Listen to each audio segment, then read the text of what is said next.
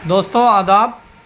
आपका दोस्त मास्टर वकील अहमद पत्रकार आपकी सेवा में उपस्थित हैं और आज आपको एक चल रहा चल ना चल रहा आपको एक ऐसी शख्सियत से रूबरू करा रहे हैं जो हिंदुस्तान में एक अपनी अलग छाप छोड़ने में कामयाब हो रहे हैं। हमारे बड़े भाई हैं जनाब सुबोध शर्मा शेरकोटी जी, और ये एक बहुत बड़ी शख्सियत के सुपुत्र हैं श्री अनिल शर्मा जी, जिनके खंडकाव्य की चर्चा पूरे हिंदुस्तान में नहीं विदेश में भी होती है। और वो बहुत बड़े बड़े कवियों के गुरु हैं।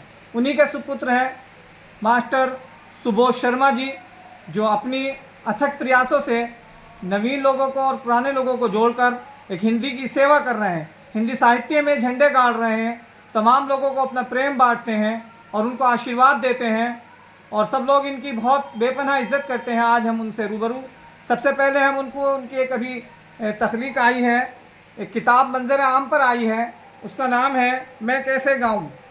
ये आपके सामने है काव्य संग्रह। इसके प्रकाशन के लिए हम सबसे पहले आपको बधाई देते हैं। धन्यवाद धन्यवाद और आप अपने इस बारे में कुछ विचार बताइए। धन्यवाद आपका। आज जो है अचानक मिलन होना और इस प्रकार से एक साक्षात्कार के लिए आपको बहुत बहुत धन्यवाद बधाई। और इस राखी का ही पावन पर बीता है, सावन का महीना है, उसके लिए भी हार्दिक बधाई। हिंदी की अविरल सेवा ये हमारे एक तरह से हम कहें अनुवांशिकता के रूप में हमें मिली। आदरणीय पूज्य प्रातः स्मरणीय स्वर्गीय श्री अनिल शर्मा शेरकोटी जी, जिनको हिंदी उर्दू और संस्कृत में समान अधिकार था, और हिंदी और उर्दू पर उन्होंने इतना लिखा है कि उनके साहित्य का लोप सा हो गया, पता नहीं चला किसने चुराया कहाँ गया, ऐसी शख्सियत थे वो। अब उनकी कई किताबें प्रकाशित हुई उनके समय में, जिनके एक दो प्रति मेरे पास है, अन्य प्रति नहीं है।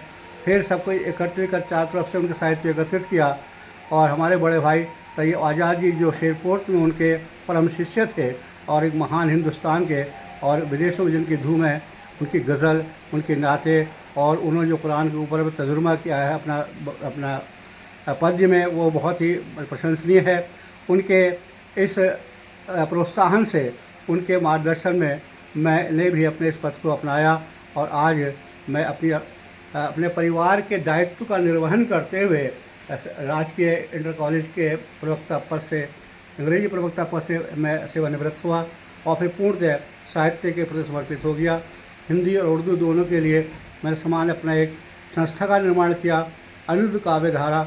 और ये अनिरुद्ध काव्य धारा की आज छवि हमारे हिंदुस्तान में नहीं और पूरे देश और विदेशों के अंदर तक भी इनके जो पत्र हैं, प्रमाण पत्र हैं अनिरुद्ध काव्य धारा के द्वारा, वो पहुंच रहे हैं। अनेक कार्यक्रम उनके स्मृति में हम निरंतर कराते रहते हैं। अभी मेरी एक प्रति काव्य संग्रह 3-2 प्रकाशाधीन है, मैं कैसे गाऊं का विमोचन हुआ, जिसमें देश के 101 कवि गदरपुर उधम सिंह नगर उत्तराखंड के अंदर एक भव्य काव्य समारोह के अंदर आए, और वहीं पर उसी दिन हमने एक भारतीय कवि समिति रजिस्टर्ड करा करके उसका अपना स्थापना हुई, और 101 कवि ने आकर के 2 दिन तक कार्यक्रम हमारा अविरल रूप से चला, जो मैं उनका हार्दिक अभिनंदन करता हूँ, हार्दिक आभार व्यक्त करता हूँ जिन्होंने इस प्रकाशन को भव्य बनाया। और साथ ही साथ आपको क्या दायित्व सौंपा गया है? उस काव्य समिति का मुझे राष्ट्रीय उपाध्यक्ष नियुक्त किया है, और वर्तमान में मैं वहाँ पर अभी एक सप्ताह पहले 14 अगस्त को नगर पालिका गदरपुर के ब्रांड एम्बेसडर के लिए भी मुझे नियुक्त किया गया है।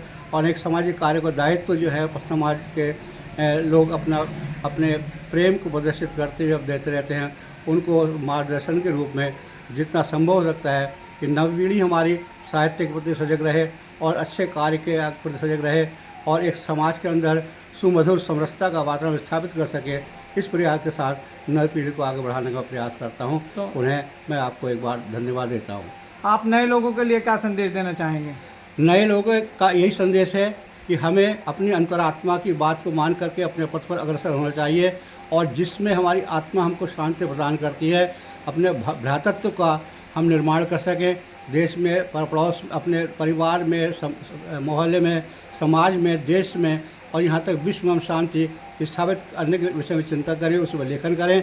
और यदि कोई हमारा भाई या हमारा कोई अनुयायी पद से विचलित होता है तो समझाएं और उसे अपने पद पर लाएं। यही संदेश में रहता है कि भ्रातृत्व सबसे बड़ी चीज़ है। तू काम पर आए आने इस दिन, इससे बढ़कर तब क्या होगा, दुखियों के सहायक से बढ़कर भगवान को प्रिय क्या होगा, भगवान को प्रिय क्या होगा। इसलिए जितना भी हमें परोपकार कर सकें उतना हम करते रहें।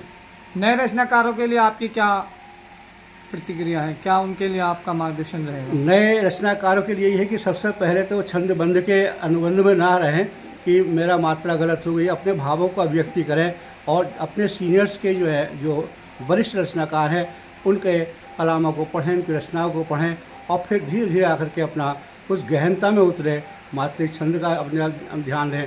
और जितना ये समुद्र है इसके अंदर जितना गोता लगाएंगे उतने ही मोती अपने गिनते चले आएंगे। तो जितना हम साहित्य का अध्ययन करेंगे हम स्वतः ही परिपक्वता आ जाएगी। तो लेकिन अपने विचारों को हम ये सोचकर कि हम बहुत कुछ गलत तो नहीं कर रहे, अपने भावों को व्यक्त करना चाहिए और निडर होकर के आप बोलिए।